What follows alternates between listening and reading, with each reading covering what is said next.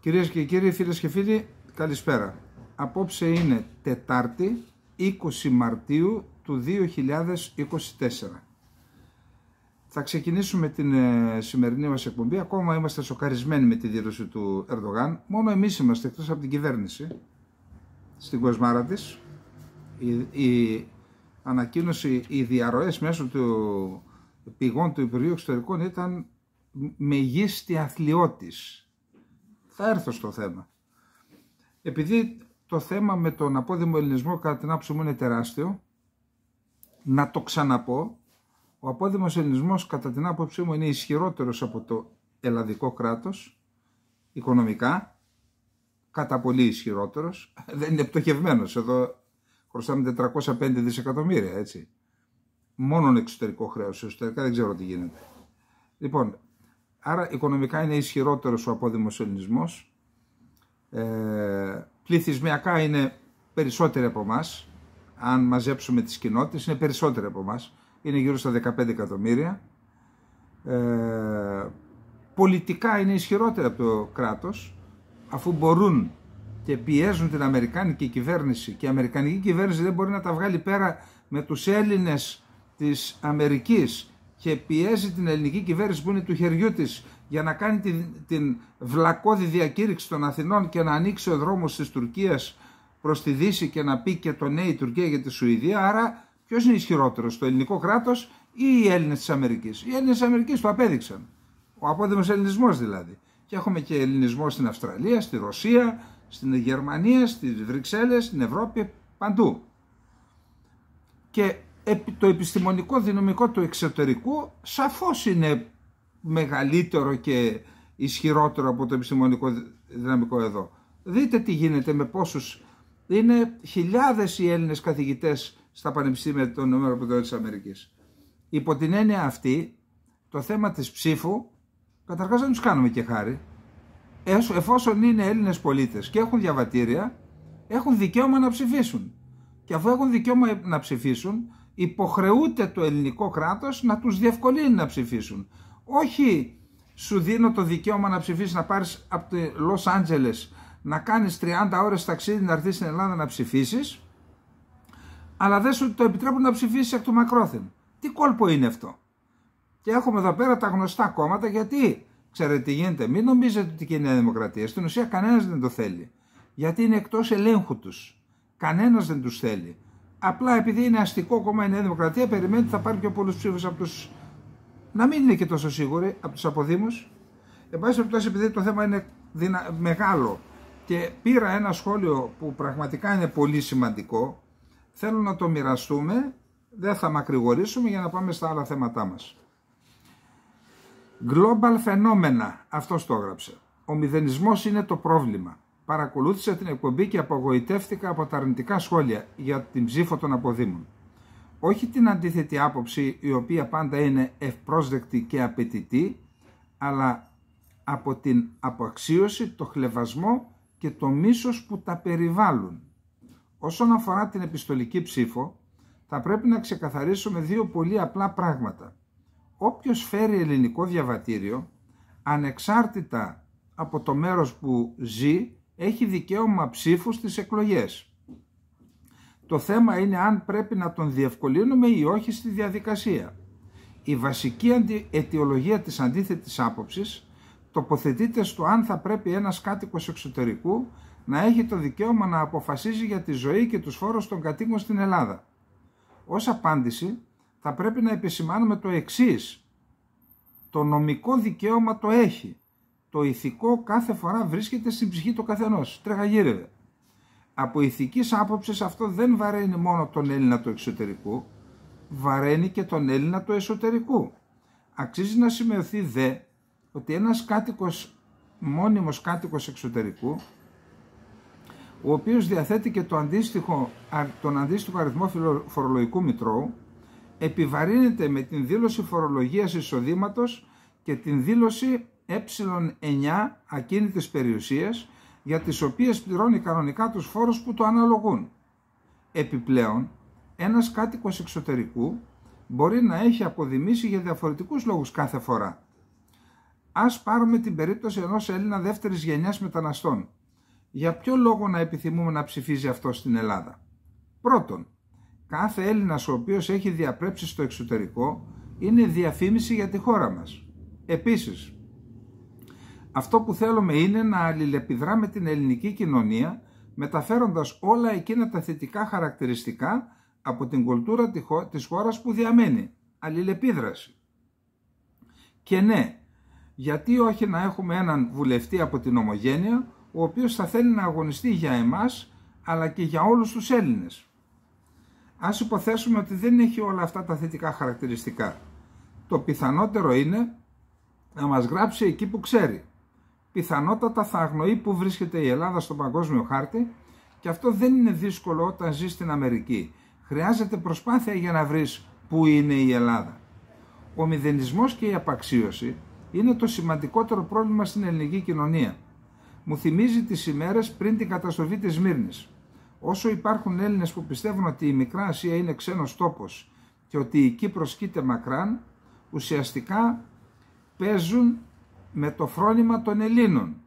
Το φρόνημα είναι αυτό που μας κράτησε ζωντανούς στο Δεύτερο Παγκόσμιο Πόλεμο, και αυτό είναι που πρέπει να διασώσουμε στην Ελλάδα.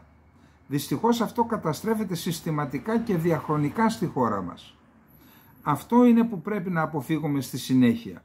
Αν θεωρείται επιτυχία το 1,3 εκατομμύρια ψήφοι ή άτομα που για την τραγωδία που υπέγραψαν το αίτημα της κυρίας Καριστιανού για την τραγωδία των Πρεσβών, είναι δυστύχημα για μένα τα 8,7 εκατομμύρια που δεν ψήφισαν σε αυτό. Είτε από φόβο μήπως δει η κυβέρνηση το όνομα αυτών στον κατάλογο, είτε από απαξίωση στην ενέργεια αυτή.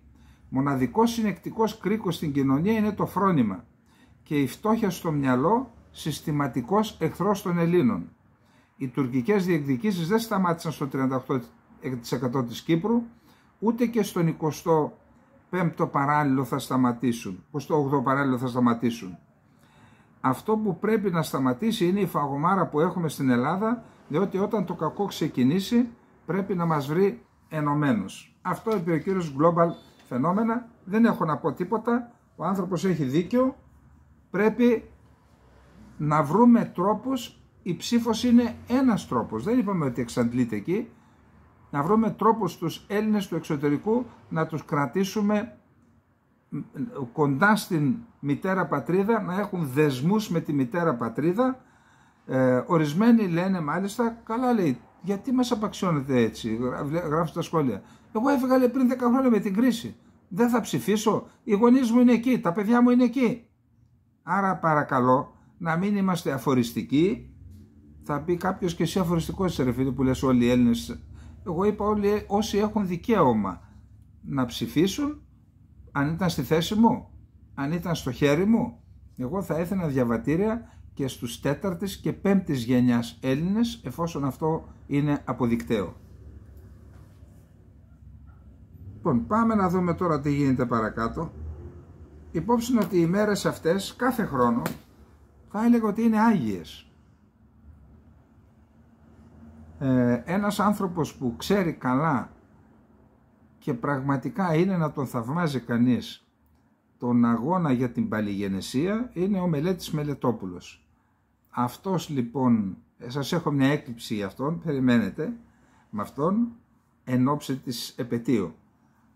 Τέλος πάντων αυτές οι μέρες είναι άγιες γιατί τέτοιες μέρες οι Έλληνες προετοιμάζονταν για να ξεκινήσει ο μεγάλος αγώνας. Και σήμερα είναι 20. Στις 23 με την απελευθέρωση της Καλαμάτας θα κάνουμε αφιέρωμα για την απελευθέρωση της Καλαμάτας. Ο Πέτρος Μαυρομιχάλης, ο λεγόμενος και Πετρόμπεης, έστειλε μαζί με υπογράφων αυτός και η Σύγκλιτος η Μεσσηνιακή, έστειλαν επιστολή στους ηγέτες της Ευρώπης. Η επιστολή αυτή φυλάσσεται αυτούσια στο Foreign Office. Όλα τα παρακολουθούσαν αυτοί. Όλα τα παρακολουθούσαν τότε. Και κράτησαν και αρχεία. Εμείς δεν κρατήσαμε. Λοιπόν, έχει σημασία να πούμε να διαβάσουμε αυτή την επιστολή. Στην ουσία προκήρυξη είναι που έστειλε ο Πετρόμπεης Μαυρομιχάλης, μόνο που θα είχε ένα πρόβλημα ο αυτόματος μεταφραστής που βάζουμε υποτίτλος, γιατί η γλώσσα είναι η γλώσσα της εποχής και μάλιστα η λογία γλώσσα. Τώρα θα μου πείτε πού γνώριζαν. Ναι, γνώριζαν και τότε ελληνικά και ίσως καλύτερα από εμάς. Προς τα ευρωπαϊκά σαυλάς, εκ μέρους του φιλογενούς στρατηγού των Σπαρτιατικών στρατευμάτων Πέτρου Μαυρομιχάλη και της Μεσσηνιακής Συγκλήτου της Καλαμάτας. Προειδοποίησης εις τας ευρωπαϊκά σαυλάς. Ο ανυπόφορος ζυγός της Οθωμανικής Αυτοκρατηρανίας εις το διάστημα ενός και επέκεινα αιώνος κατήντησε εις μίαν ακμήν, ώστε να μην μείνει άλλο εις τους δυστυχείς Πελοποννήσιους Γρεκούς ή μη μόνον η πνοή, και αυτή διαναωθεί κυρίως τους εγκαρδίους των αναστεναγμούς εις αυτήν την αθλίαν κατάσταση, όντες υστερημένοι από όλα τα δίκαιά μας, με μίαν γνώμην ομοφόνος αποφασίσαμεν να λάβουμε τα άρματα και να ορμήσουμε κατά των τυράννων. Όπως βλέπετε, η γλώσσα που χρησιμοποιεί δεν εγκρίνεται από τους καθηγητάδες. Ξέρετε, τη δεκαετία του 80 έγινε, θα πω μια λέξη λαϊκή, γιούρια στις σχολές ιστορίας των ελληνικών πανεπιστημίων. Καθηγητές μπήκαν μέσα με στημένες τριμελείς επιτροπές, πήραν διδακτορικά, κάποιοι μπήκαν και παράνομα, ξέρετε, και αυτοί ενορχίστρωσαν όλη την ιστορία, να μπουν καθηγητές ιστορίας στα πανεπιστήμια. Άμα διδάσκεις φοιτητές την ιστορία που θέλεις εσύ, αυτοί μετά οι φοιτητές γίνονται καθηγητές ιστορίας στα σχολεία. Και έτσι γίνεται η μετάραξη του έθνους. Αυτοί προσπαθούσαν να μας πούν ότι δεν υπήρχαν Έλληνες πριν το 1821 και ότι αυτά έχουν γραφτεί βιβλία για αυτά και εκατοντάδες άρθρα και τα λένε ακόμα και τώρα, και έχω και πικρές εμπειρίες προσωπικές από αυτό.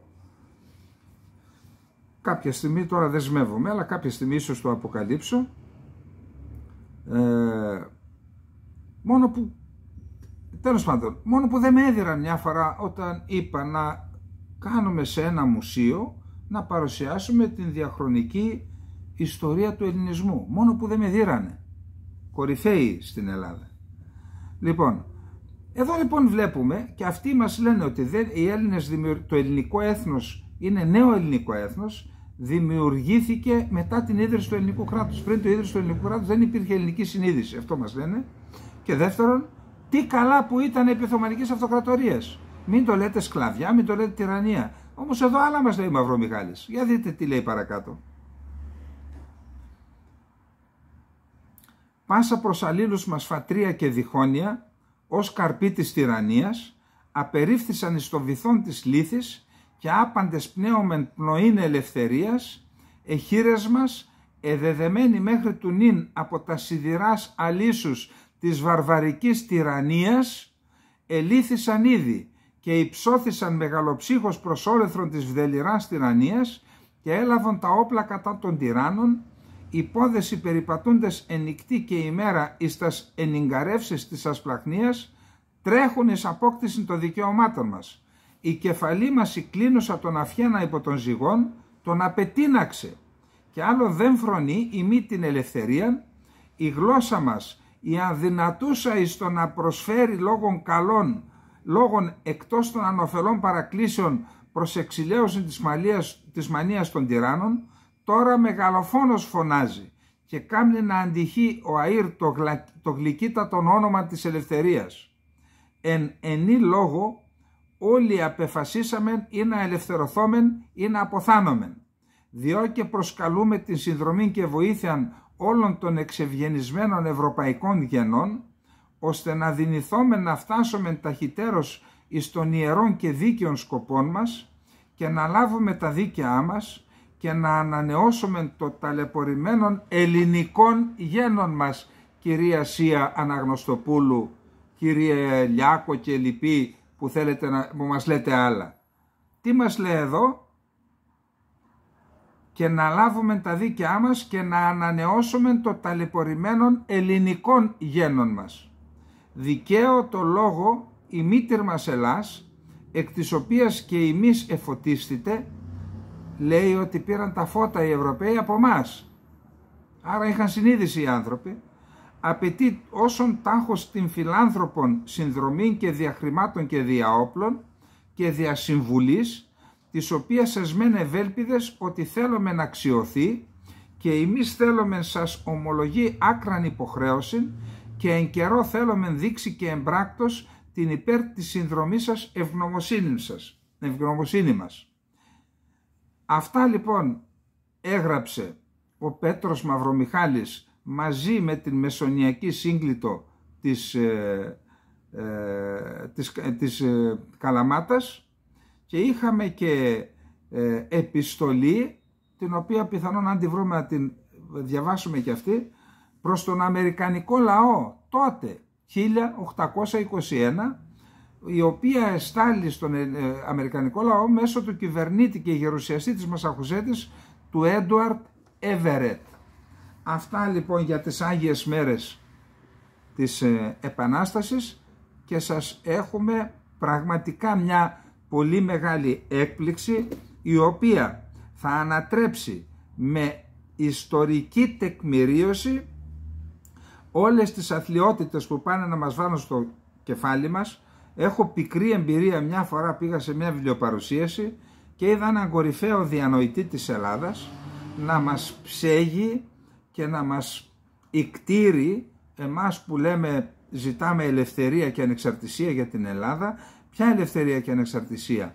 Την Ελλάδα μας την έχτισαν οι ξένοι και αναφέρθηκε στο Ναβαρίνο. Αν δεν ήταν οι ξένοι δεν θα υπήρχε η Ελλάδα. Άρα συνεχίστε να σκύβετε το κεφάλι, συνεχίστε να είστε σκυμμένοι, συνεχίστε να είστε γονατιστοί και μην ζητάτε να είστε όρθιοι. Σαν να μας είπε αυτό. Ψέμα, μεγάλο ψέμα. Και τα περί Ιμπραήμ ψέμα. Και αυτά θα τα αποδείξουμε. Περιμένετε, είναι έκπληξη. Λοιπόν, σήμερα είναι στη Βουλή. Δεν πρόλαβα να δω τώρα γιατί είχαμε να ετοιμαστεί το δελτίο, θέλει πολλές ώρες. Δεν είχα το χρόνο. Απόγευμα γίνονται οι ομιλίες στη Βουλή για το θέμα των τεμπών.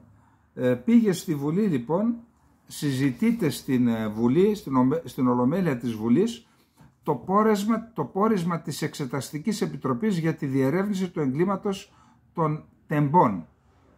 Η συζήτηση έρχεται στον απόϊχο του αιτήματος που κατέθεσαν η κυρία Καριστιανού και ο κύριος Ασλανίδης, γονείς θυμάτων της σιδηροδρομικής τραγωδίας των τεμπών, ενώπιον του Προεδρείου της Βουλής για άρση της ασυλίας των πρώην Υπουργών Υποδομών και Μεταφορών κυρίων Χρήστου Σπίρτζη και Κωνσταντίνου Αχιλλέα Καραμαλή. Καταρχάς έχω να πω το εξής. Αυτή η αθλιότητα να γίνεται Εξεταστική Επιτροπή της Βουλής και να βγάζει το κάθε κόμμα το δικό του πόρισμα, με συγχωρείτε, να μην κάνω καθόλου εξεταστικές επιτροπές. Πρέπει να βρεθεί ένας τρόπος να είναι υποχρεωμένα τα κόμματα να καταλήγουν σε ένα κοινό πόρισμα. Αυτό είναι κωμωδία. Δηλαδή δεν σέβονται λίγο τον εαυτό τους, δεν σέβονται λίγο τον ελληνικό λαό που τους πληρώνει και μάλιστα αδρά, και κάνουν αυτά τα καρογγισλίκια να βγάζει ο καθένας το δικό του πόρισμα, να λέει ο καθένας ό,τι θέλει. Εν πάση περιπτώσει, συζητιέται το θέμα τώρα και αυτές τις μέρες είναι και κορυφαίο ζήτημα η συνέντευξη που έδωσε η Γενική Εισαγγελέα της Ευρωπαϊκής Ένωσης για το θέμα, η οποία είπε ανοιχτά ότι η Ελλάδα παρακολύει την έρευνα και θέλει να κουκουλώσει την υπόθεση. Και εκεί λοιπόν τίθεται ένα ζήτημα. Έχουμε κάποιους καθηγητές συνταγματικού δικαίου που λένε ότι το Σύνταγμα δεν μπορεί να παρεμβαίνει στο Σύνταγμα, όμως υπάρχει το ενωσιακό δίκαιο, λέει, υπέρχεται του Συντάγματος. Όποτε μας βολεύει η Νέα Δημοκρατία γίνεται ευρωπαίστρια και όταν δεν μας βολεύει γίνεται ευαίσθητη και βαράει την εισαγγελέα. Εν πάση περιπτώσει, μην εξευτελίζετε άλλο τη χώρα. Αυτά τις ασυλίες των βουλευτών και ασυλίες νόμοι περί ευθύνης υπουργών και αυτά, διώξτε τα, βάλτε τα στον κάλαθο των αχρήστων. Διότι αυτό που πετυχαίνετε μπορεί κάποιοι να σώζετε το τομάρι σας. Εντάξει. Αλλά μπορεί να εξαγοράζεται ένα μεγάλο κομμάτι του ελληνικού λαού. Αλλά την ίδια στιγμή η αξιοπιστία του πολιτικού κόσμου και του πολιτικού συστήματος στον αδύρ και η οργή του κόσμου την είδαμε την προηγούμενη φορά και την πληρώσαμε με τις πλατείες εδώ πέρα. Η οργή του κόσμου, ξέρετε, συσσωρεύεται και κάποια στιγμή την πληρώνουν, πάλι εμείς την πληρώνουμε θα μου πείτε, αλλά δεν ξέρετε, κάποια στιγμή μπορεί να την πληρώσετε κι εσείς και αναφέρομαι στο πολιτικό σύστημα. Να τελειώσετε με αυτά δεν είναι όντα ενός ανώτερου θεού η πολιτική. Όταν κάνουν εγκλήματα ή κάνουν πράξεις ή δεν κάνουν πράξεις και εξαιτίας αυτών ή των πράξεων ή των μη πράξεων έχουμε εγκλήματα όπως αυτά των τεμπών, πρέπει να τιμωρούνται οι υπεύθυνοι. Είτε είναι ιδιώτες, είτε είναι πολίτες, είτε είναι πολιτικοί. Αυτή η ιστορία, η κωμωδία με τα 5-10 πορίσματα ξεχωριστά και την ασυλία των υπουργών, και αυτή η ιστορία πρέπει να τελειώνει. Καταρχάς θέλω να πω, διαβάζω και για την Ευρώπη και για την Ελλάδα και ειδικά οι ναυαρχίδες της παραπληροφόρησης τον κίνδυνο της ακροδεξιάς, είτε στην Ευρώπη είτε στην Ελλάδα. Για την Ευρώπη δεν ξέρω, κάθε χώρα έχει τα δικά της χαρακτηριστικά. Πάμε στην Ελλάδα τώρα. Οποιοςδήποτε αμφισβητεί αυτό το σύστημα, μπαπ ταμπέλα, ακροδεξιός. Δεν είναι έτσι, κύριοι. Δεν είναι έτσι. Αν υπάρχει κάποιος ακραίος εδώ, είναι αυτοί που υπηρετούν αυτό το σύστημα. Όχι αυτοί που το αμφισβητούν. Να το ξαναπώ. Αν υπάρχει κάποιος ακραίος στην προκειμένη περίπτωση, είναι αυτός που υπερασπίζεται ένα σύστημα όπου το κόμμα που κυβερνά την Ελλάδα έχει 500 εκατομμύρια και αυξάνονται κάθε χρόνο. Αντί να μειώνονται, αυξάνονται χρέη, τα οποία χρέη είναι προς τις τράπεζες. Ποιες τράπεζες? Σε εμάς δηλαδή. Ποιος τις χρηματοδότησε τις τράπεζες? Εμείς δεν τις η αναχρηματοδότηση, πώς η ανακεφαλαίωση, εμείς δεν την πληρώσαμε. Αυτοί λοιπόν οι οποίοι έφτασαν τα δικά τους χρέη εκεί, αυτοί οι οποίοι έφτασαν το χρέος της Ελλάδας, το εξωτερικό χρέος της Ελλάδας 406 δισεκατομμύρια, αυτοί είναι οι ακραίοι και δεν είναι ακραίοι αυτοί που λένε πού πάτε τη χώρα, πάτε να τη στουκάρετε, δεν είναι ακραίοι αυτοί που λένε απαντήστε σωστά στον Ερντογάν, όταν στην ουσία μπροστά στα μάτια μας, στη στρατιά Αιγαίου, θα τα ακούσετε μετά, μας λέει στους στρατηγούς και τους λοιπούς εκεί, ότι να, κακώς δεν πήραμε όλη την Κύπρο. Σαν να τους λέει και εσείς αρπάξτε τα νησιά τώρα. Και μας λένε εμάς που ζητούμε η Ελλάδα να είναι κυρίαρχη, να είναι όρθια, να είναι υπερήφανη, να απαντά στις προκλήσεις όσο επιβάλλει κάθε φορά, είμαστε εμείς οι ακραίοι. Καλά. Πίσω έχει η αχλάδα την ουρά. Παρ' όλα αυτά, η Νέα Δημοκρατία, διαβάζω, λέει, έχει πρόβλημα, λέει, τώρα στα δεξιά της. Ακούστε, αυτά δεν είναι πολιτική. Πολιτική δεν είναι να κοιτάσεις τις δημοσκοπήσεις και να λες μου φεύγουν προς τα δεξιά, τώρα να αλλάξω Αυτά είναι πραγματικά καρογκιοζλίκια. Πολιτική δεν είναι να πηγαίνεις να ψηφίζεις έναν νόμο, ο οποίος σαφώς το συντηρητικό ακροατήριο είναι μη αρεστός, και μετά να πηγαίνεις να ψάξεις να βρεις κανένα δυο καραγκιόζιδες που υποτίθεται ότι εκφράζουν αυτό το χώρο και να τους βάλεις υποψήφιους για την Ευρωβουλή. Αυτά δεν τα τρώει ο κόσμος, ή τέλος πάντων ελπίζω να μην τα φάει τον Ιούνιο.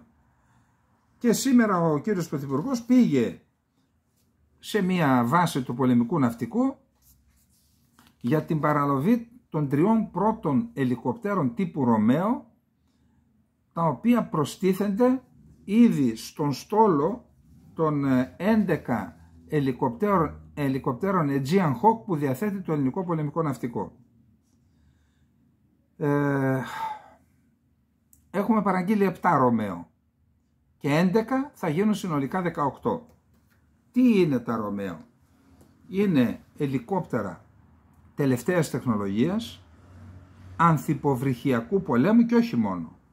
Δηλαδή μπορούν να ενσωματωθούν και να συμμετάσχουν στον δίκτυο-κεντρικό πόλεμο, συνεργασία με τις Μπελαρά, με τα Ραφάλ, με τα F-16 Viper, με τα F-35 αύριο, και μαζί με τα 11 Aegean Hawk, συνολικά 18 ελικόπτερα,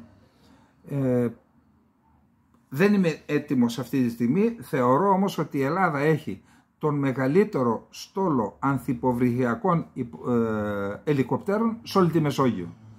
Για όσους λένε από την άλλη πλευρά, από εκεί μεριά, όχι από την άλλη πλευρά, από τους Τούρκους, ότι έχουν υποβρύχια και τα λοιπά, και σε αυτούς λέμε πίσω έχει η Αχλάδα την ουρά. Είμαστε ένα βήμα μπροστά. Εν πάση περιπτώσει, ο Έλληνας Πρωθυπουργός, ο κ. Μητσοτάκης, πήγε και έβγαλε ένα λόγο, είπε για τα εξοπλιστικά προγράμματα που τρέχουν, για αυτά που σας είπα, για τη Σβελάρα, για τα 24 Ραφάλε που έχουμε ήδη παραλάβει, γιατί προχωράει το πρόγραμμα των 83 Viper, και για ό,τι άλλο θα προσπαθήσουμε να μέσα στα πλαίσια των δυνατοτήτων να ενισχύσουμε τις ελληνικές ένοπλες δυνάμεις. Είπε ότι ήδη μάλιστα από την ομιλία του το Υπουργικό Συμβούλιο ενέκρινε την ίδρυση ενός διακλαδικού οργάνου για την τεχνητή νοημοσύνη, καλή κίνηση, εδώ στην εκπομπή τα είπαμε μήνες πριν, και ενός φυσικά τμήματος πληροφορικής, κάτι που είμαι σίγουρος ότι θα χαροποιήσει ιδιαίτερα τον αρχηγό του Γενικού Επιτελείου Εθνικής Άμυνας, επειδή προέρχεται από τις διαβιβάσεις ο κύριος Χούπης, ενός τμήματος πληροφορικής στην Στρατιωτική Σχολή Αξιωματικών Σωμάτων. Ενώ παράλληλα αξιοποιείται η εγχώρια αμυντική βιομηχανία με αιχμή την ΕΑΒ, Ελληνική Αεροπορική Βιομηχανία, η οποία αναδιοργανώνεται πλήρως, αλλά φυσικά και τα ναυπηγεία μας. Και είπε όμως ότι αναφερόμενος στις δηλώσεις του Ερντογάν, και όχι μόνο στις προκλήσεις γενικά των Τούρκων, έκανε μια αναφορά. Παρά την ηρεμία που ευτυχώς επικρατεί τώρα στο Αιγαίο, δεν πρέπει να ξεχνάμε ότι οι εξανατολών γείτονές μας επιταχύνουν το δικό τους εξοπλιστικό πρόγραμμα. Εμείς δεν το ξεχνάμε, μάλλον εσύ το ξέχασες όταν υπέγραψε τη διακήρυξη των Αθηνών. Και όταν ακυρώσατε την παραγγελία της 4ης Μπελαρά και των πυραυλακάτων. Επιβάλλονται συνεπώς οι προσεγγίσεις με την Τουρκία, όμως σε καμία περίπτωση δεν επιτρέπονται οι ψευδαισθήσεις. Δηλαδή, συγγνώμη, όταν λέμε δεν είναι ψευδαίσθηση να υπογράφεις διακήρυξη φιλίας, ενώ ενισχύει το κάζος μπέλι πάνω από το κεφάλι σου. Αυτό τι είναι? Όχι απλά ψευδαίσθηση, αυτό είναι και κοροϊδία. Σε κοροϊδεύει όλος ο κόσμος. Μας κοροϊδεύει όλος ο κόσμος. Όλοι οφείλουμε να είμαστε προσινείς, αλλά ποτέ αφελείς. Λόγια. Μένοντας προσιλωμένοι στην πυξίδα που δείχνει πάντα την ειρήνη, το διεθνές δίκαιο και τη συνεργασία, ταυτόχρονα όμως και σε διαρκή επιφυλακή για την προάσπιση των εθνικών μας δικαίων. Στην ψύχρεμη γραμμή που αυτή η κυβέρνηση υπηρετεί εδώ και σχεδόν μια πενταετία, στη γραμμή του πατριωτισμού της ευθύνης. Λόγια. Δεν είναι πατριωτισμός ευθύνης να υπογράφεις διακήρυξη φιλίας, ενώ υπάρχει το κάζους μπέλι πάνω από το κεφάλι σου, και ενώ δεν λες μια κουβέντα για να τελειώνει, όπως έχεις υποχρέωση από τις συμφωνίες Ζηρίχης και Λονδίνου, να τελειώσει η κατοχή. Να τσακιστούν και να φύγουν οι Τούρκοι στρατιώτες που κρατούν σκλαβωμένη την Κύπρο. Αυτό είναι υποχρέωση της Ελλάδας. Απορρέει τις συμφωνίες που έχει υπογράψει. Ποιος πατριωτισμός ευθύνης? Λόγια. Χωρίς ακραία συνθήματα. Ναι, είναι ακραίο σύνθημα να είσαι να μην καταπίνεις τις προκλήσεις της Τουρκίας και να υπερασπίζεις τα εθνικά δίκαια. Είναι ακραία συνθήματα. Χωρίς πολλά λόγια, ναι. Αλλά με σχέδιο, με πράξεις, με αυτά αποτελέσματα. Τα βλέπουμε. Αν υπήρχαν αυτά αποτελέσματα, δεν θα μας κορόιδευε ο Ερντογάν, ο οποίος μας χρησιμοποίησε με τη διακήρυξη, άνοιξε ο δρόμος για να πάει στην Αμερική και στη Δύση, να πάρει τα F-16 που θέλει, έδωσε και τη Σουηδία, μας χρησιμοποίησε. Και δείτε τι πικρία έχουν αυτοί που πάλεψαν στην Αμερική για να κλείσει η πόρτα της Αμερικής στον Ερντογάν και την άνοιξε η Αθήνα. Λοιπόν, να πάμε στο πέμπτο θέμα που είναι η Κύπρος και οι δηλώσεις του Ερντογάν. Ο Μάικ Ρούμπιν είναι ένας Αμερικανός ακαδημαϊκός, ο οποίος έχει και κάποιο ρόλο εκεί στο σύστημα, έγραψε ένα άρθρο στην Καθημερινή της Κυριακής στα αγγλικά, και αφού αναφέρεται στην πολιτική που ασκεί η Δύση στην Ουκρανία, έρχεται μετά και στην Κύπρο.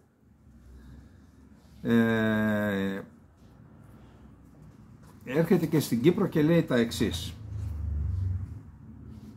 ο Biden και οι Ευρωπαίοι ηγέτες μπορεί να είναι απογοητευμένοι από τον πρώην πρόεδρο Ντόναλντ Τραμπ και τους απομονωτικούς υποστηρικτές του, τόσο για την παρεμπόδιση της βοήθειας προς την Ουκρανία, όσο και για την αμφισβήτηση της χρησιμότητας του ΝΑΤΟ.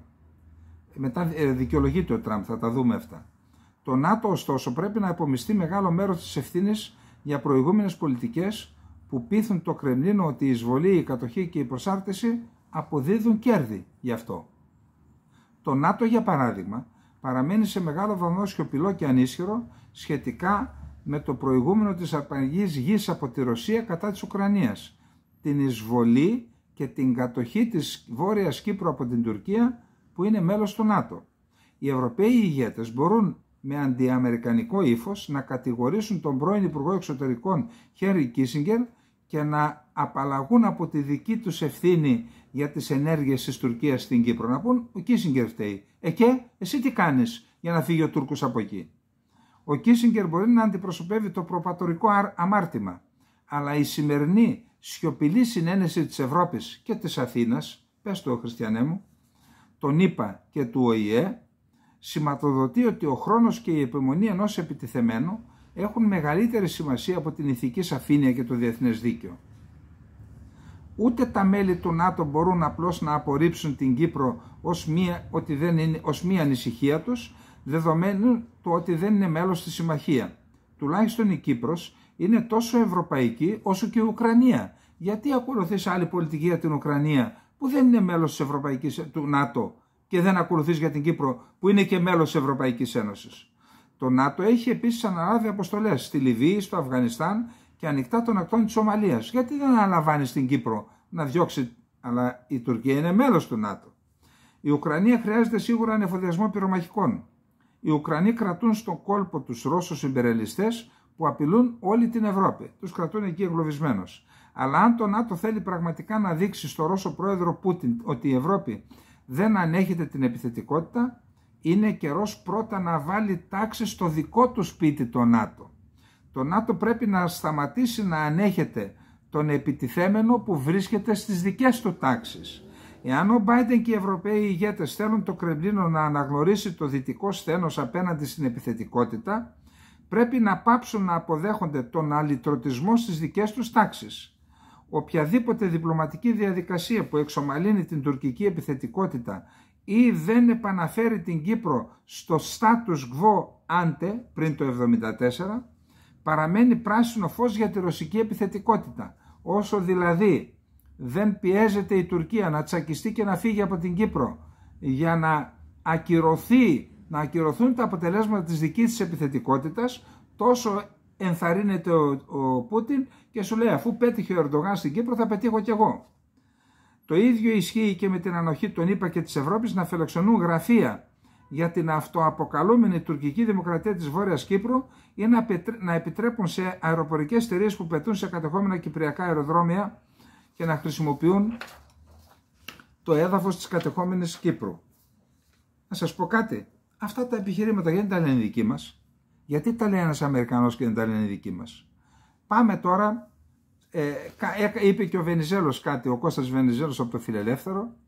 Ο Ερντογάν κατηγορεί τον Αζεβίτ ότι δεν έπραξε ό,τι έπρεπε το 1974, καταλαμβάνοντας ολόκληρο το νησί. Αν είχαμε επιχειρήσει και στο Νότο, αν δεν είχαμε προελάσει στο Νότο, ίσως να μην υπήρχε πια Νότος και Βορράς και η Κύπρος να ήταν εντελώς δική μας. Είπε ο Τούρκος πρόεδρος, προσέξτε, μιλώντας στους αξιωματικούς της στρατιάς Αιγαίου, που το είπαμε και χθες. Η στρατιά Αιγαίου πότε ιδρύθηκε? Στις 20 Ιουλίου του 1975, στην επέτειο της εισβολής στην Κύπρο, και ήταν παρόν και ο Ντενκτάς. Γιατί την έκανα τη στρατιά Αιγαίου? Για να κάνουν ό,τι έκανα στην Κύπρο να κάνουν στα νησιά. Τι κάνει νιάου νιάου στα κεραμίδια? Εκεί πήγε λοιπόν ο Ερντογάν για να πει αυτά τα λόγια. Ακούστε τώρα τι λέει, τι είπε σήμερα το πρωί η κυρία Μπακογιάννη στην τηλεόραση. Η επίμαχη δήλωση του Ερντογάν για την Κύπρο έγινε γιατί ο ίδιος έρχεται δεύτερος μετά τον Ιμάμογλου στις δημοσκοπήσεις. Το ίδιο είπε και ο κύριος Κερίδης το πρωί, κάπου τον άκουσα. Ότι είναι, λέει, δήλωση που γίνεται για εσωτερική κατανάλωση. Λάθος. Θα μπορούσα να το δεχθώ εάν ήταν πρωτοσέλιδη σε όλες τις εφημερίδες και πρώτη είδηση. Τότε θα πω να πάει να... Δεν είναι έτσι. Το είπε στοχευμένα στους αξιωματικούς. Και αυτές οι δηλώσεις, ξέρετε γιατί γίνονται? Αυτά δεν τα λέω τώρα, τα φωνάζω δεκαετίες τώρα. Όποτε μας έλεγαν εδώ γίνονται για εσωτερική κατανάλωση, αυτοί που τα λένε αυτά, τα λένε για να κρύψουν την αδυναμία τους ή τα λάθη τους ή και τα ολισθήματά τους, όπως ολίσθημα ήταν, μην πω τίποτα άλλο, και η διακήρυξη των Αθηνών. Διότι πώς θα καλυφθούν όταν την επενούσαν και όταν λέγανε παράθυρο ευκαιρίας, και έρχεται τώρα ο Ερντογάν και λέει θέλω όλη την Κύπρο στην ουσία, και το λέει στη στρατεία Αιγαίου, που η στρατεία Αιγαίου η αποστολή της είναι να πάρει το μισό Αιγαίο. Επειδή λοιπόν δεν μπορούν να αντιμετωπίσουν την πραγματικότητα, έπεσαν πάνω στον τοίχο της σκληρής πραγματικότητας και έρχεται τι κάνουν? Προσπαθούν να μας δουλέψουν πάλι να μας κοροϊδέψουν, να μας προσανατολίσουν, ότι τα λέει για εσωτερική κατανάλωση. Πραγματικά τον κακό σας τον καιρό όμως. Πραγματικά τον κακό σας τον καιρό. Προσέξτε εδώ τώρα. Η δήλωση του Ελληνικού Υπουργείου Εξωτερικών λέει ότι είναι ανιστόρητη και δεν δείχνει σεβασμό στους νεκρούς. Αλλά αντάλλουν πραγματικά. Και τα ίδια είπε και το βράδυ όταν είδε τα κόμματα κάνουν οι δηλώσεις των κομμάτων, ήταν πάρ' τον έναν και βάρα τον στον άλλον. Αλλά αντάλλουν. Πραγματικά. Γιατί τους πληρώνουμε όλους αυτούς, μπορεί να μας πει κανείς? Γιατί τους πληρώνουμε όλους αυτούς? Δεν μπορούν να γράψουν ότι έγραψε ο άλλος, ο Αμερικανός. Να πούν το εξής. Ποια ιστορική πραγματικότητα και ποιους νεκρούς? Εσύ πήγες στην Κύπρο, έπρεπε να πούν στον Ερντογάν, για κοιτάξτε εδώ. Αυτός είναι απόρριτος χάρτης, εδώ. Προσέξτε. Είναι ο απόρριτος χάρτης, είναι στην ουσία ο χάρτης του Ετσεβίτ, που είπαν στους Τούρκους μέχρι εδώ θα πάτε. Εδώ. Πού να προελάσεις βρε Καραγκιόζη? Πού να προελάσεις παρακάτω? Μέχρι εδώ σας είπαν να πάτε. Και αν δεν είχαν πιάσει τους προδόταρους εδώ, είτε τους στρατιωτικούς είτε τους πολιτικούς, δεν θα έβγαινε ούτε ένας Τούρκος πάνω στο νησί. Ποιος ένδοξος τουρκικός στρατός? Τι ανόησε αυτά? Γιατί δεν τα λένε οι δικοί μας? Ξέρετε γιατί? Γιατί και αυτοί είναι πιασμένοι. Όπως ήταν πιασμένοι από τα ίδια κέντρα οι Χουντέοι της πρώτης Χούντας, όπως είναι πιασμένοι οι Χουντέοι ήταν πιασμένοι της δεύτερης Χούντας, όπως ήταν πιασμένοι αυτοί που ήρθαν η υποτιθέμενη μεταπολίτευση και κατάπιαν το δεύτερο Ατήλα. Να ξέρετε, όταν μιλούσαν για το φάκελο της Κύπρου ήταν οι ποινικές ευθύνες της τριάδας Καραμαλής, Μαύρος, Αβέροφ για τον δεύτερο Ατήλα. Να σας το ξαναπώ, οι ποινικές ευθύνες Καραμαλή, Αβέροφ και Μαύρο για τον δεύτερο Ατήλα. Αυτό ήταν ο φάκελος της Κύπρου που κουνούσε ο Παπανδρέου και μετά τον έκανε γαργάρα κι αυτός. Και οι ίδιοι τώρα δεν καταγγέλουν, γιατί και αυτοί είναι πιασμένοι από τα ίδια κέντρα. Γιατί δεν καταγγέλουν λοιπόν τώρα τον Ερντογάν? Να του πεις, τι λες βρε Καραγκιόζη? Πήγε στην Κύπρο επειδή σε έβαλε ο Κίσιγκερ και οι Αμερικανοί και οι Άγγλοι. Αν δεν ήταν αυτοί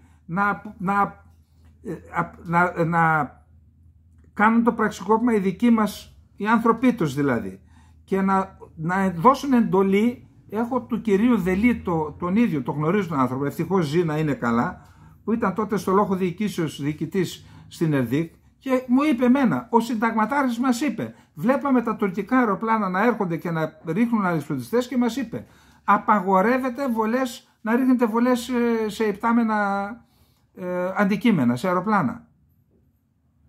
Τι μου λέτε τώρα, κάθεστε και τον αφήνετε να τα λέει αυτά? Ποιος θα τα πει? Ποιος θα τα πει? Οι ακραίοι? Εμείς είμαστε οι ακραίοι? Όχι. Ακραίοι είστε εσείς, οι οποίοι δεν υψώνετε εθνική φωνή να υπερασπιστείτε την πατρίδα και την Κύπρο. Εσείς είστε οι ακραίοι. Και δια του λόγου το αληθές. Δια του λόγου το αληθές. Όταν προχθές Προσέξτε, εν τη ρήμη του λόγου του, ο μόνιμος αντιπρόσωπος της Ελλάδας, ο κύριος Σέκερης, στον ΟΗΕ, έκανε παραλληλισμό, προφορικά μιλώντας ο άνθρωπος, της εισβολής στην Ουκρανία με την εισβολή και συνεχιζόμενη κατοχή στην Κύπρο. Τρελάθηκε ο Σεντάτον και αναγκάστηκε να γράψει γραπτή απάντηση, επιστολή, και είπε τις αθλιότητες ψέματα, στο ένα ψέμα πάνω στο άλλο. Τι δείχνει αυτό, κύριοι? Ότι αν υψώσετε τη φωνή σας για το Κυπριακό, μπορεί να δούμε σε 1-2 χρόνια να φεύγουν τα τουρκικά στρατεύματα από εκεί. Υψώστε τη φωνή σας. Αλλά μήπως είναι το σχέδιο να μείνουν εκεί τα τουρκικά στρατεύματα και να μείνει το νησί διαμελισμένο? Τι να πει κανείς πραγματικά. Λοιπόν, να περάσουμε στα θέματα του Ισραήλ τώρα, στο δεύτερο μέρος του δελτίου μας. Από χθες προχθές είναι σε εξέλιξη μια επιχείρηση εναντίον του μεγαλύτερου νοσοκομείου της Λωρίδας της Γάζας, του Al-Shifa. Εκεί υπήρχαν, λέει, δεκάδες χιλιάδες άνθρωποι, όχι μόνο στο νοσοκομείο και στον περιβάλλοντα χώρο. Έγιναν μάχες, βομβαρδίστηκε το ίδιο το νοσοκομείο, αλλά και οι περιβάλλοντες χώροι και κτίρια. Ο Ισραηλινός στρατός ανακοίνωσε σήμερα ότι σκότωσε περίπου 90 ενόπλους και συνέλαβε 160 σε έφοδο που πραγματοποίησε στο νοσοκομείο Al-Shifa της Γάζας. Στη διάρκεια της χθεσινής μέρας, τα στρατεύματα εξουδετερώσαν τρομοκράτες και εντόπισαν όπλα στην περιοχή του νοσοκομείου, αποτρέποντας να συμβεί κάτι κακό σε αμάχους, ασθενείς, ιατρικές ομάδες και ιατρικό εξοπλισμό, ανέφερε ο Ισραηλινός στρατός σε ανακοίνωσή του. Το Al-Shifa, είπαμε ότι, ότι στο Al-Shifa υπάρχουν και εκτοπισμένοι άμαχοι, επωφελούνται από το συσίτιο και άνθρωποι που δεν είναι ασθενείς. Η Ισραηλινή επιδρομή ξεκίνησε το πρωί της Δευτέρας. Ο στρατός ανακοίνωσε ότι έστειλε εκεί ειδικές δυνάμεις, υποστηριζόμενες από δυνάμεις του πεζικού και άρματα μάχης, με βάση μυστικές πληροφορίες ότι το νοσοκομείο χρησιμοποιούνταν και πάλι από ενόπλους. Το Νοέμβριο είχαμε πάλι επιχείρηση το ίδιο.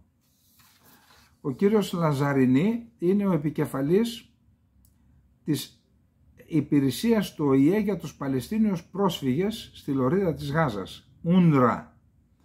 Ζήτησε να πάει, ο επικεφαλής είναι ο κύριος Λαζαρινή, ζήτησε να μπει στη Γάζα και τον απέτρεψαν, στη Ράφα δηλαδή, να μπει από την Αίγυπτο στη Ράφα, και οι Ισραηλοί δεν του το επέτρεψαν.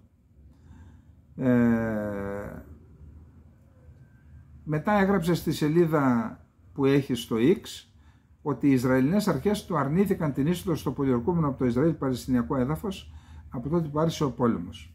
Θα έπρεπε να τους επιτραπεί να επισκεφθούν τα μέρη όπου παρεμβαίνει η UNRWA και εντός της Γάζας, και συνεχίζουμε να εργαζόμαστε με την Ισραηλινή κυβέρνηση για να εγκριθούν γρήγορα όλες οι θεωρήσεις εισόδου που ζητούνται για τους εργαζομένους των Ηνωμένων Εθνών και των μη κυβερνητικών οργανώσεων, δήλωσε ο Βεντάτ Πατέλ στους δημοσιογράφους, αναπληρωτής εκπρόσωπος του Αμερικανικού Υπουργείου Εξωτερικών. Όλα τα κράτη της περιοχής πρέπει να κάνουν ό,τι είναι απαραίτητο για να καταστεί δυνατή μία ανθρωπιστική απόκριση, και αυτό περιλαμβάνει ασφαλώς την άδεια ελεύθερης κυκλοφορίας για εργαζομένους σε διεθνείς οργανισμού, πρόσθεσε ο Βεντάτ Πατέλ, και αναφερόμενος και στον Λαζαρινή. Ο Νετανιάχου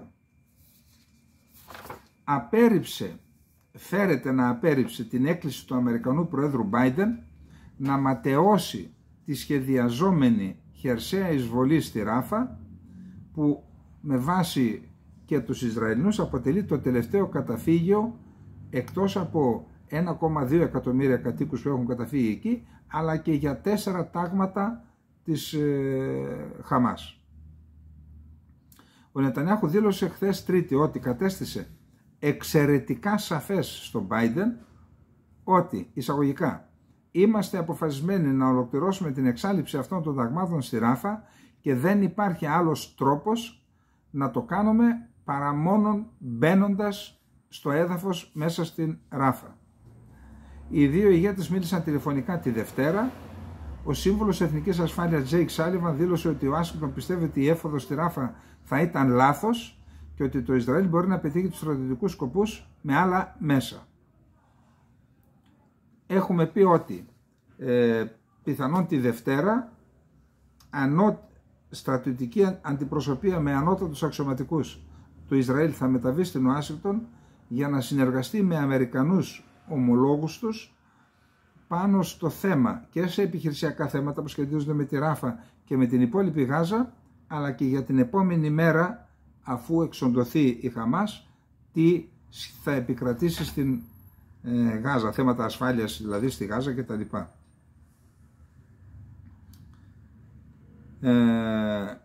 Η εκπρόσωπος του Λευκού Οίκου Καρέν Ζαν Πιέρ δήλωσε χθες Τρίτη ότι Αμερικανοί και Ισραηλοί αξιωματούχοι θα συναντηθούν πιθανότητα στις αρχές της επόμενης εβδομάδας στην Ουάσιγκτον για να συζητήσουν τη στρατιωτική επιχείρηση του Ισραήλ στη Ράφα, και είπε ότι υπάρχουν βαθιές ανησυχίες για τις αναφορές περί επικείμενου λοιμού στη Γάζα. Η Ζαν Πιέρ δήλωσε ότι ο Μπάιντεν ζήτησε από τον Νετανιάχου να στείλει την Ουάσιγκτον μια ανώτερη ομάδα στρατιωτικών αξιωματούχων των υπηρεσιών πληροφοριών και ανθρωπιστικών υπηρεσιών για ολοκληρωμένες συζητήσεις τις επόμενες μέρες. Θα κάνουν στρατηγική δηλαδή. Η Ουάσιγκτον ξεκίνησε νέα προσπάθεια για κατάπαυση του πυρός. Το Κατάρ είναι σε εξέλιξη. Ο Μπλίνκεν βρίσκεται ήδη στην περιοχή. Ανακοίνωσε ένα ταξίδι μάλλον στην περιοχή. Έρχεται από τη Μανίλα. Ισραηλινός αξιωματούχος δήλωσε ότι οι συνομιλίες που είναι σε εξέλιξη στο Κατάρ θα κρατήσουν μέχρι και 2 εβδομάδες μέχρι να έχουμε αποτέλεσμα. Οι μη κυβερνητικές οργανώσεις και οι υπηρεσίες του ΕΕ δεν σταματούν να προειδοποιούν εναντίον του κινδύνου να ξεσπάσει άμεσα λοιμός στη Γάζα. Ο Μπλίνκεν έκανε πρωτοφανή δήλωση για ανώτατο αξιωματούχο των ΗΠΑ, ο οποίος είπε ότι ο Παλαιστινιακός πληθυσμός απειλείται από μαζικό λοιμό έπειτα από 5 μήνες πολιορκίας, αεροπορικών βαρδισμών και μαχών ανάμεσα στο στρατό του Ισραήλ και της Χαμάς. Είπε δηλαδή ότι όλοι οι κάτοικοι της Γάζας κινδυνεύουν από λοιμό. Ο επικεφαλής της Χαμάς κατηγόρησε το Ισραήλ χθες Τρίτη ότι σαμποτάρει τις διαπραγματεύσεις. Λέει ο Μπλίνκεν, το 100% του πληθυσμού της Λωρίδας της Γάζας βιώνει κατάσταση οξείας διατροφικής ανασφάλειας. Είναι η πρώτη φορά που ένας ολόκληρος πληθυσμός περιέρχεται σε αυτή την κατάσταση.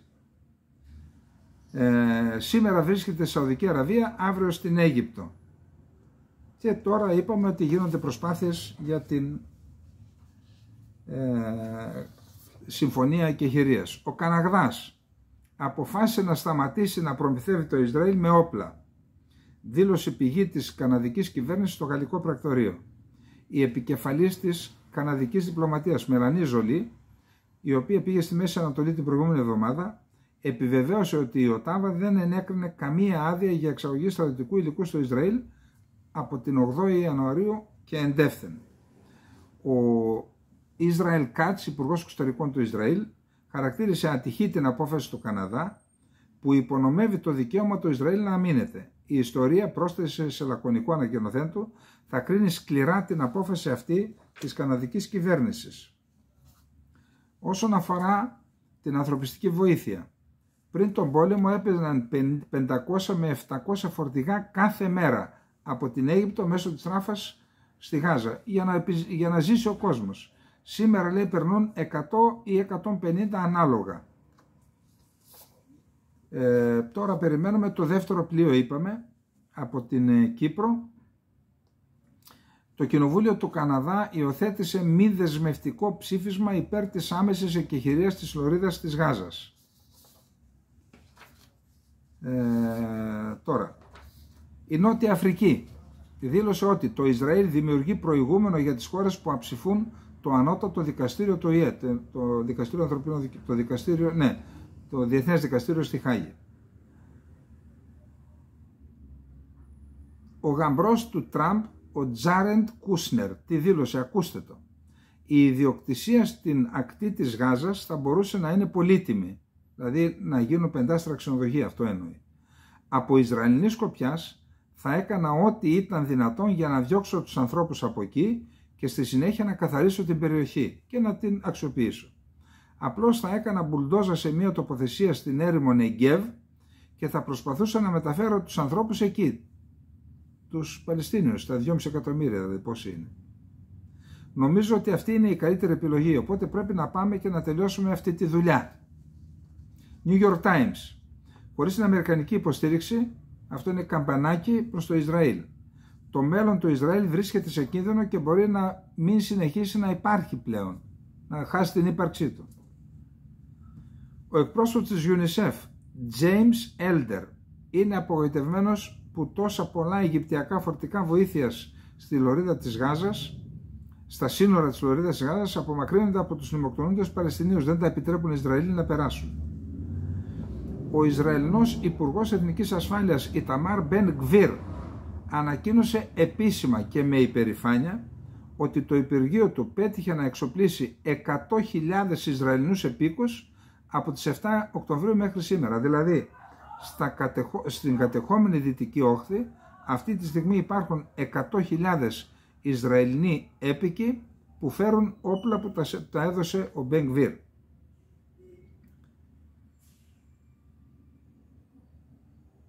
Ο Νετανιάχου μίλησε στην Επιτροπή Εξωτερικών και Άμυνας της χώρας του και είπε πρέπει να εισέλθουμε στη Ράφα. Δεν βλέπουμε τρόπο να καταστρέψουμε τις Χαμάς στρατιωτικά χωρίς να καταστρέψουμε τα υπόλοιπα τάγματα που βρίσκονται εκεί στη Ράφα και είμαστε αποφασισμένοι να το κάνουμε. Μήνυμα προς την Αμερική αυτό. Πάμε τώρα στο Ιράν και στους συμμάχους του.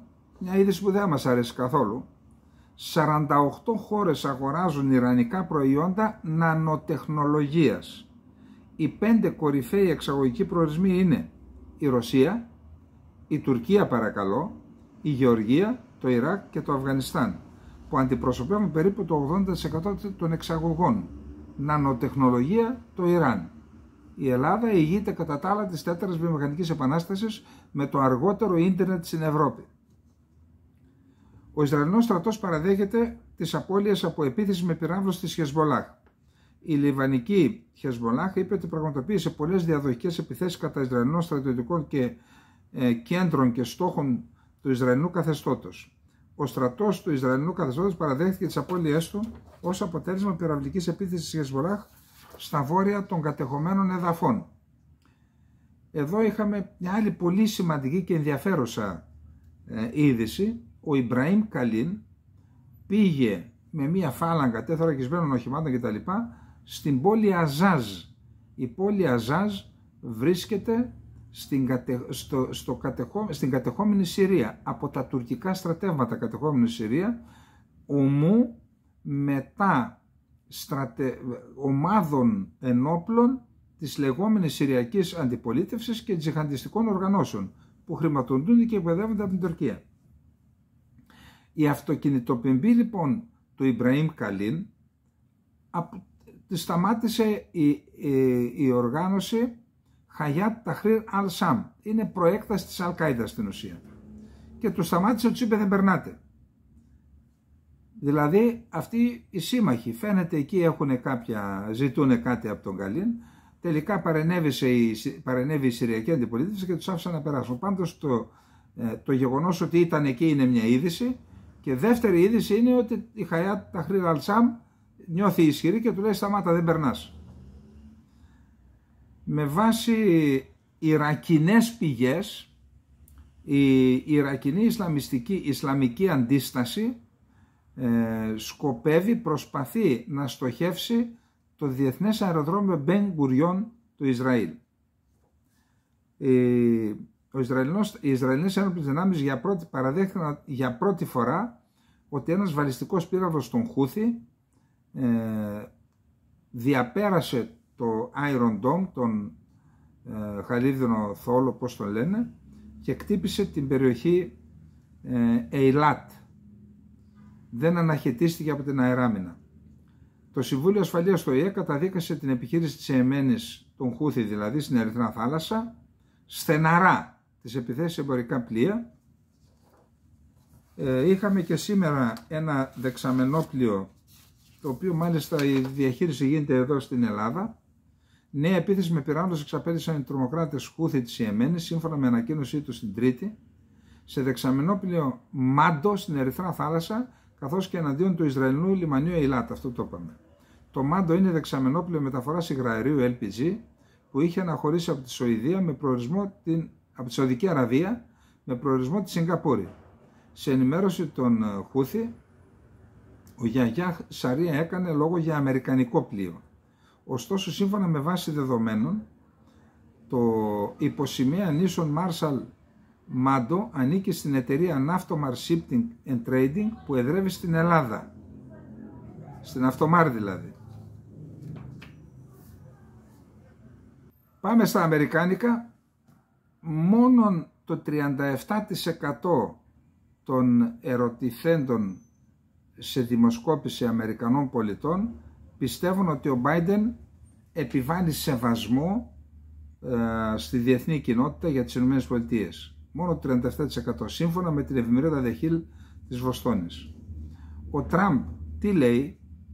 Βρε κουτά, λέει, εγώ τις απειλές εναντίον των νατοικών χωρών, αυτό είναι, λέει, μέθοδος διαπραγμάτευσης, τις έκανα για να τρέξουν και να βγάλουν και αυτοί λεφτά. Και με τις δικές μου ενέργειες, λέει, έστω και ως αντιπολίτευση, γέμισαν τα ταμεία του ΝΑΤΟ λεφτά. Δεν θέλω να πάρω την Αμερική να τη βγάλω από το ΝΑΤΟ, απλά θέλω να πληρώνουμε ό,τι μας αναλογεί και να πληρώνουν και οι άλλες χώρες ό,τι τους αναλογεί. Πολυρός ο έμπειρος. Αυτά είπε σε συνέντευξη που έδωσε στον Φάραζ στο GB News, Grand Britain News. Η κυβέρνηση του Μεξικού λέει ότι σε καμία περίπτωση δεν θα δεχτεί την επιστροφή παρανόμων μεταναστών στο έδαφος της από την πολιτεία του Τέξας.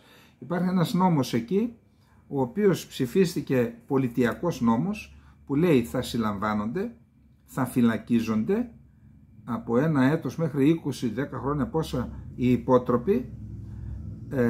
Το εφετείο της Νέας Ορλεάνης πάγωσε τον νόμο, ομοσπονδιακό εφετείο, λέει ότι αυτό είναι πολιτική ομοσπονδιακή και δεν μπορεί τέτοια πολιτική να ασκεί η πολιτεία, και τον πάγωσε τον νόμο και τελικώς ο νόμος θα κριθεί από άλλο εφετείο που δεν αναφέρεται.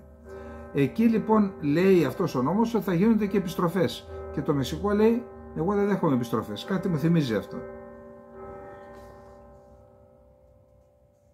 Το Πεντάγωνο ανησυχεί για τις σχέσεις του Νίγερα με το Ιράν και τη Ρωσία. Όπως τα κάνατε, οι άνθρωποι εκεί δεν είναι ζώα. Θέλουν να τους συμπεριφερόμαστε σαν ανθρώπους. Και εμείς δεν είμαστε ζώα εδώ. Εντάξει. Καλή, αλλά πρέπει να τους συμπεριφερόμαστε σαν ανθρώπους. Και οι Γάλλοι και οι Αμερικανοί. Δεν είναι χαζοί τώρα για να στρέφονται στους Ρώσους και στους Ιρανούς. Κάτι δεν κάνατε σωστά. Ο Biden. Αυτός ο τύπος, ο Πούτιν, δεν έχει ιδέα τι είναι η αμερικανική εξωτερική πολιτική, ποια είναι η εθνική μας ασφάλεια. Η ιδέα ότι θα εγκαταλείψουμε μία ιερή δέσμευση που υπάρχει από τον Δεύτερο Παγκόσμιο Πόλεμο για να διατηρήσουμε την Ευρώπη σε ειρήνη είναι απλώς τρελή. Αλλά είμαι σίγουρος ότι αν περάσουμε το μήνυμά μας στον αμερικανικό λαό θα κερδίσουμε ξανά. Και εννοεί την αντιπαλότητα με τη Ρωσία. Λοιπόν, πάμε να δούμε τώρα τι έγινε. Συνεχίζεται το θέμα με την Αμάλθεια. Το έχουμε θίξει χθες, να μην ξαναπούμε πολλά. Απλά να υπενθυμίσουμε ότι η πολιτική μπορεί να αποδειχθεί ότι είναι ισχυρότερη και από ένα πυρηνικό όπλο. Δηλαδή με μια απόφαση, με ένα σχέδιο που έκαναν οι Κύπροι, ανέδειξαν διεθνώς τη γεωπολιτική αξία και σημασία της Κυπριακής Δημοκρατίας, ακύρωσαν σε ένα βαθμό τα σχέδια της Τουρκίας για 2 κράτη και τις ανοησίες που λέει ο Ερντογάν για όλο το νησί. Και προσέξτε, χθες ο Κόμπος, ο Υπουργός Εξωτερικών, ενημέρωσε τους 26, τον άκουγαν όλοι για το τι γίνεται και τι σκοπεύει να κάνει για τη Γάζα, γιατί αυτό είναι μείζον πρόβλημα παγκόσμιας σημασίας. Ήταν ο Μπλίνκεν με τηλεδιάσκεψη, τον συνεχάρη, και σήμερα τι έγινε? Χθες ο Biden έστειλε επιστολή και την παρέδωσαν ιδιοχείρως στον κύριο Χριστοδουλίδη.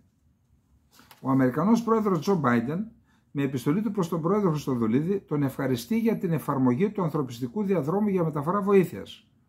Ο πρόεδρος είχε χθες το βράδυ συνάντηση, ο Χριστοδουλίδης, με τον προσωπάρχη του Συμβουλίου Εθνικής Ασφάλειας των ΗΠΑ, Κέρτις Ριντ, ο οποίος του παρέδεσε ιδιοχείρος επιστολή του Προέδρου Μπάιντεν.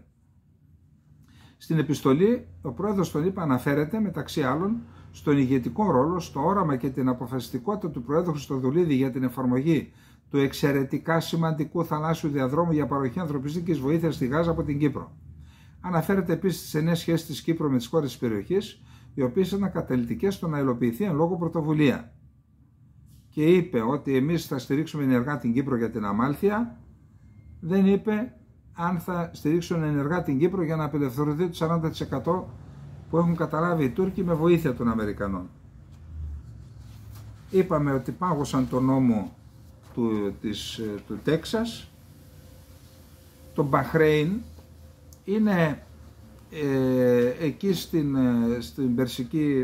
στον Περσικό κόλπο, είναι ένα νησί στην ουσία που συνορεύει με μια γέφυρα με τη Σαουδική Αραβία. Οι κάτοικοι του είναι παραδόξως Σιήτες, όμως το βασίλειο, δηλαδή ο βασιλικός οίκος που το κυβερνά, είναι Σουνίτες, τραγέλαφος. Εκεί είναι η έδρα του πέμπτου στόλου, εκτός όλος στη Μεσόγειο, ο πέμπτος στόλος είναι εκεί, ο αμερικανικός, και θεωρείται σημαντικός σύμμαχος των ΗΠΑ, συμμετέχει, είναι η μοναδική αραβική χώρα που συμμετέχει στην επιχείρηση στην Ερυθρά Θάλασσα εναντίον των Χούθη. Εκεί λοιπόν οι Αμερικανοί, ενώ είχαν επιβάλει εμπάργκο, κάποια στιγμή οι δυνάμεις του βασιλιά ξεσηκώθηκαν οι Σιήτες με την Αραβική Άνοιξη και τους κοπάνισαν.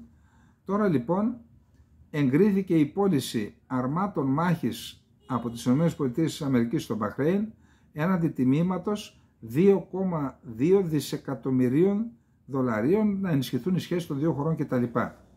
Υπόψη ότι το Μπαχρέιν είναι, όταν υπήρχε επί Αλεξάνδρου και στα ελληνιστικά χρόνια παρουσία των Ελλήνων εκεί, ήταν ελληνιστή το νησί Τήλος με ύψιλον, Τήλος. Τέλος, για τα αμερικάνικα, ο Πίτερ Ναβάρο ήταν βοηθός του Τραμπ όταν ήταν πρόεδρος. Αυτό λοιπόν τον έβαλαν στη φυλακή γιατί περιφρόνησε το Κογκρέσο. Το Κογκρέσο τον κάλεσε να καταθέσει για την 6η Ιανουαρίου την εισβολή, δεν πήγε και τον βάλαν φυλακή. Και γίνεται ένα παιχνίδι εκεί με τη διάκριση των εξουσιών. Πάμε στο τελευταίο μας θέμα. Ο Δμήτρο Κουλέμπα είναι ο Υπουργός Εξωτερικών της Ουκρανίας. Μεταβαίνει τις επόμενες ημέρες στην Ινδία για να συναντηθεί με τον ομόλογό του τον Ινδό και να πείσει την Ινδία να στηρίξει το σχέδιο του Ζελένσκι, το ειρηνευτικό σχέδιο του Ζελένσκι για την Ουκρανία, το οποίο ειρηνευτικό σχέδιο προβλέπει την αποχώρηση των ρωσικών στρατευμάτων από όλα τα εδάφη της Ουκρανίας στα σύνορα, τα μετασοβιετικά σύνορα, δηλαδή εκτός Ντονμπάς και Λουγκάνσκ και ό,τι έχει καταλάβει και εκτός και της Κριμαίας. Η Ινδία έχει αποφύγει να καταδικάσει τη ρωσική εισβολή. Είδαμε ότι ο Σι Τζίνπινγκ θα επισκεφθεί τη Γαλλία για να πείσει στο τραπέζι να καθίσει της ειρηνευτικής διάσκεψης που θα γίνει στην Ελβετία και η Ρωσία. Τώρα προσπαθούν να πείσουν και την Ινδία, γιατί είναι ένας σημαντικός παράγοντας που στη διάρκεια της εισβολής έχει στηρίξει οικονομικά την Ρωσία, αγοράζοντας φυσικά τουλάχιστον κατά 30% φθηνότερο πετρέλαιο από τη Ρωσία. Πάντως ζητούν από την Ινδία και επενδύσεις και να συμμετέχει στην ανοικοδόμηση της Ουκρανίας. Είναι το κερασάκι αυτό. Πάντως πριν από 2 εβδομάδες ο προσωπάρχης του Ζελένσκι, ο Αντρέι Γέρμακ, μίλησε με τον Σύμβουλο Εθνικής Ασφάλειας της Ινδίας, Ατζίτ Ντοβάλ, στις 15 Μαρτίου μίλησε, που σημαίνει ότι προετοίμασε την επίσκεψη. Εντάξει. Λοιπόν, η Γαλλία κατηγορεί την Μόσχα και ο Ναρίσκιν έκανε χθες μια δήλωση που είπε ότι οι Γάλλοι ετοιμάζονται να στείλουν 2.000 στρατιωτικούς στην Οδυσσό Τώρα λέει η Γαλλία, βγαίνει η Γαλλία και λέει ότι αυτό είναι παραπληροφόρηση, δεν ισχύει.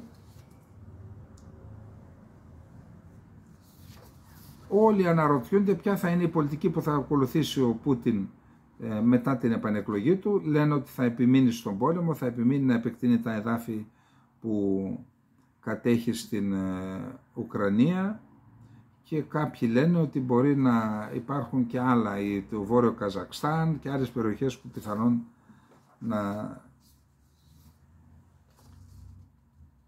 Ο Δημήτρο Κουλέμπα δήλωσε ότι είναι σοκαρισμένη η Ουκρανία από το επίμονο μπλοκάρισμα στο Αμερικανικό Κογκρέσο της έγκρισης του πακέτου των 60 δισεκατομμυρίων, και επίσης δεν τους άρεσε που είπαν ότι τα 60 δισεκατομμύρια θα είναι δάνειο. Παρ' όλα αυτά, δάνειο ξεδάνειο τα θέλουν. Η Μελώνη είπε όχι στρατεύματα, όχι ευρωπαϊκά στρατεύματα στην Ουκρανία. Η Ρωσία δήλωσε σήμερα Τετάρτη ότι έχει λάβει γνώση για τις προσπάθειες των Αμερικανικών μυστικών υπηρεσιών να στείλουν εκατοντάδες δορυφόρους χαμηλής τροχιάς με τη SpaceX του Elon Musk, κατασκοπευτικούς, για να είναι σε θέση να γνωρίζουν ανα πάσα στιγμή οπουδήποτε στον πλανήτη τι γίνεται. Προσέξτε, ανα πάσα στιγμή. Και είπε ότι αυτή θα είναι στόχος για τη Ρωσία, είπε η Ζαχάροβα. Γνωρίζουμε τις προσπάθειες της Ουάσιγκτον να προσελκύσει τον ιδιωτικό τομέα για να εξυπηρετήσει τις στρατιωτικές διαστημικές φιλοδοξίες της. Τέτοια συστήματα γίνονται νόμιμος στόχος για αντίπεινα συμπεριλαμβανομένων των στρατιωτικών. Η Ρωσία ανακοίνωσε σήμερα ότι η πρόταση του επικεφαλής της εξωτερικής πολιτικής της Ευρωπαϊκής Ένωσης, Ζωζέπ Μπορέλ, να πάρει το 90% των εσόδων από τα παγωμένα ρωσικά περιουσιακά στοιχεία που βρίσκονται στην Ευρώπη, κυρίως στο Βέλγιο βρίσκονται, είναι ληστεία και κλοπή. Να τα πάρετε αυτά, λέει, να αγοράσετε όπλα, να χτυπάτε με τα δικά μας λεφτά, μας χτυπάτε. Οι Ευρωπαίοι γνωρίζουν καλά για τη ζημιά που τέτοιες αποφάσεις μπορεί να κάνουν στην οικονομία τους, στην εικόνα τους και στη φήμη τους ως αξιόπιστων, τρόπος του λέγειν, εγγυητών του απαραβίαστου της ιδιοκτησίας, δήλωσε ο Πεσκόφ, εκπρόσωπος του Κρεμλίνου. Η ζημιά θα είναι αναπόφευκτη, τα πρόσωπα που θα αναμειχθούν στη λήψη τέτοιων αποφάσεων, τα κράτη που θα το αποφασίσουν αυτό, φυσικά θα γίνουν στόχοι διώξεων για δεκαετίες.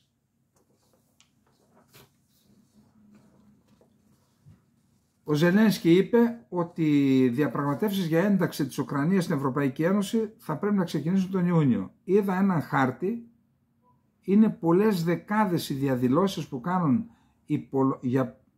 για πολλοστή εβδομάδα και πολλοστή φορά οι Πολωνοί αγρότες στην Πολωνία. Σε όλη την Πολωνία είχατε ένα χάρτη. Πώς θα μπει στην Ευρωπαϊκή Ένωση η Ουκρανία όταν θα καταστραφεί όλος ο αγροτικός τομέας? Η Ρωσική Ομοσπονδία θα απευθύνει ασταμάτητα έκκληση στη διεθνή σκηνή για την ανάγκη διεξαγωγής διαφανούς έρευνας για τις εκρήξεις των αγωγών Nord Stream, δήλωσε η Ζαχάροβα. Αυτή πιστεύει ότι πίσω από αυτό επειδή είχε συμφέρον, άρα κρύβεται η Ουάσιγκτον. Οι χώρες της Ευρωπαϊκής Ένωσης συνεχίζουν τις αγορές ρεκόρ ρωσικού LNG. Το ΡΙΑ Νοβόστι, επικαλούμενο στοιχεία της Eurostat, ανέφερε ότι 684 εκατομμύρια ευρώ που δαπανήθηκαν για ρωσικό υγροποιημένο αέριο από χώρες της Ευρωπαϊκής Ένωσης τον Ιανουάριο, τις μεγαλύτερες αγορές έκανε η Γαλλία, μετά η Ισπανία και μετά ακολουθούν άλλες χώρες. Ο Ισμαήλ Χανίγια είπε συγχαρητήρια στον Πούτιν. Είχε μια δήλωση που έχει σημασία να την πούμε. Από το 1999 η Ουάσιγκτον κάνει τα πάντα για να κάνει τους ανθρώπους να ξεχάσουν πως το ΝΑΤΟ με εντολή των ΗΠΑ, παρακάπνοντας το Συμβούλιο Ασφαλείας του ΟΗΕ, βομβάρδισε βάρβαρα το ειρηνικό Βελιγράδι και άλλες πόλεις της Ιουγκοσλαβίας. Αυτά είπε ο Βατζεσλάβ Βολοντίν, πρόεδρος της Κρατικής Δούμας της Ρωσίας. Ο κόσμος είναι υποχρεωμένος να δώσει μια δίκαιη αξιολόγηση των γεγονότων εκείνων των χρόνων. Οι υπεύθυνοι για την καταστροφή της Ιουγκοσλαβίας πρέπει να κληθούν να λογοδοτήσουν και να καταδικαστούν, είπε ο Βολοντίν. Η Γερμανία, προσέξτε, είναι απόρριτο έκθεση η οποία δημοσιοποιήθηκε, προβλέπει ότι η Ρωσία προετοιμάζεται για πόλεμο με το ΝΑΤΟ έως το 2026. Δημοσιεύοντας μια εμπιστευτική έκθεση πληροφοριών, η Γερμανία είπε ότι η Ρωσία προετοιμάζεται για μια μεγάλη σύγκρουση με τη Δύση έως το 2026. Αυτή η έκθεση δείχνει ότι η Ρωσία θα διπλασιάσει τη στρατιωτική της ισχύ τα επόμενα 5 χρόνια και ότι ο πόλεμος στο έδαφος του ΝΑΤΟ θα ξεκινήσει μέχρι το 2028. Σύμφωνα με το Business Insider, η πρόβλεψη για μια εντυνόμενη κούρσα εξοπλισμών στη Ρωσία οδήγησε τις γερμανικές υπηρεσίες πληροφοριών στο συμπέρασμα ότι αποκλείεται η πιθανότητα μιας ρωσικής επίθεσης βαθιά στην Ευρωπαϊκή Ένωση τα επόμενα 2 χρόνια.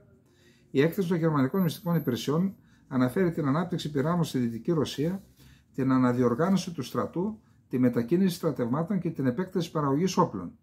Αυτή η έκθεση ισχυρίζεται ότι μέσα σε 2 χρόνια η Ρωσία θα μπορούσε να επιτεθεί τουλάχιστον σε ορισμένες χώρες του ΝΑΤΟ, στη Δυτική Ουκρανία, συμπεριλαμβανομένων των χωρών της Βαλτικής δηλαδή και της Φινλανδίας. Εδώ ξέρετε τι γίνεται τώρα. Υποτίθεται ότι έκαναν τον πόλεμο για να μην μπορεί τα επόμενα 10 χρόνια να ξαναπετηθεί σε άλλη χώρα η Ρωσία και έτσι απερίσπαστα η Δύση να στραφεί στην Κίνα.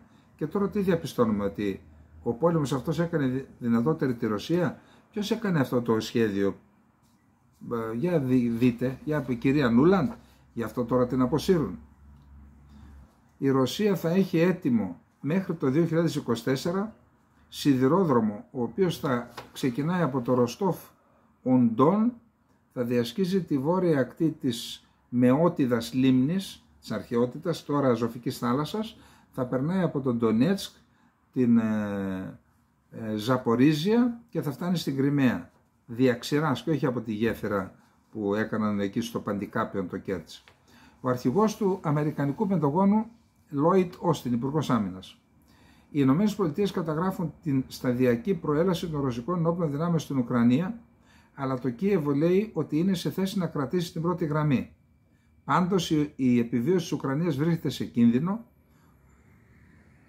και ο Λόιτ Όστιν έκανε ζωφερές προβλέψεις για τις προοπτικές του Κιέβου στο πεδίο της μάχης. Τέλος, η δημοσκόπηση της Focus δείχνει ότι το 75% των Γερμανών δεν είναι έτοιμοι να πολεμήσουν για τη Γερμανία. Μόνο το 10% των ερωτηθέντων δήλωσε ότι είναι σίγουροι για την ικανότητα του γερμανικού στρατού να υπερασπιστεί τη χώρα σε περίπτωση πιθανής κλιμάκωσης της σύγκρουσης. Την ίδια στιγμή, το 75% των Γερμανών πολιτών εκτίμησε τις δυνατότητες των γερμανικών ενόπλων δυνάμεων ως συγκρατημένες ή εξαιρετικά επιφυλακτικές.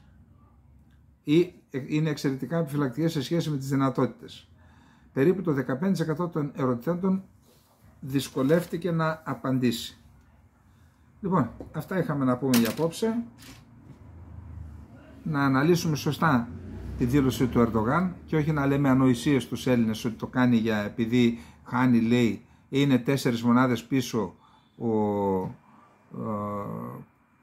Κουρουμ, ο υποψήφιος του Ερντογάν από τον Ιμάμογλου, και γι' αυτό λέει κάνει τη δήλωση στα Αττία Αιγαίου. Τι σχέση έχει αυτό?